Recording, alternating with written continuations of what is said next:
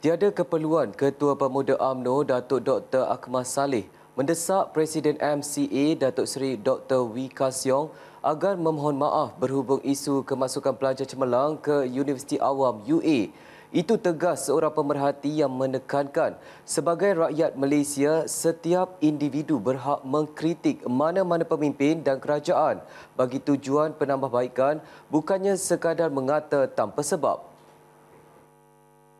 Pemerhati mempertikaikan mengapa tidak boleh mengkritik sedangkan rakyat mempunyai hak kebebasan bersuara dan itu adalah asas demokrasi di negara ini. Menurut pemerhati, isu kemasukan pelajar menggunakan sistem UPU online adalah di bawah tanggungjawab Kementerian Pendidikan Tinggi KPT. Maka jika berlaku kepincangan di dalam sistem itu, mereka perlu meneliti kelemahan serta mengambil tindakan segera menyelesaikan isu terbabit. Ia memandangkan isu ini sudah lama berlaku. Pemerhati turut mendakwa sebaik keputusan pelajar diumumkan, KPT sepatutnya menyediakan penjelasan lengkap terutamanya bagi keputusan tidak berjaya. Tambah pemerhati, kewujudan portal atau saluran rasmi juga penting supaya pelajar dapat merujuk dan memahami sebab mereka tidak diterima, bukannya sekadar keputusan tanpa penjelasan. Dalam pada itu, pemerhati menyelar pegawai kerajaan yang didakwa gagal melaksanakan tanggungjawab dengan serius dalam menyelesaikan isu ini sedangkan gaji mereka sendiri dibayar oleh rakyat.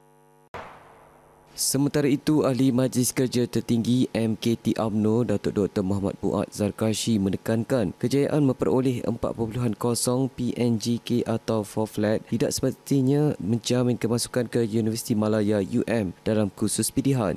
Beliau menjelaskan bahawa syarat ketat di UM termasuk keperluan asas subjek matematik dan akaun menyebabkan pelajar seperti Edward Wong menghadapi mismatch atau tidak memenuhi syarat tertentu. Bagaimanapun, Fuad menegaskan penjelasan segera perlu diberikan supaya isu ini tidak dipolitikkan mengikut kaum. Beliau juga menyatakan ramai pelajar cemerlang tetap berdepan halangan memilih kursus pilihan kerana kriteria universiti. Justeru, beliau berharap Edward dapat mencari alternatif lain sekiranya masih berminat dalam bidang perakaunan.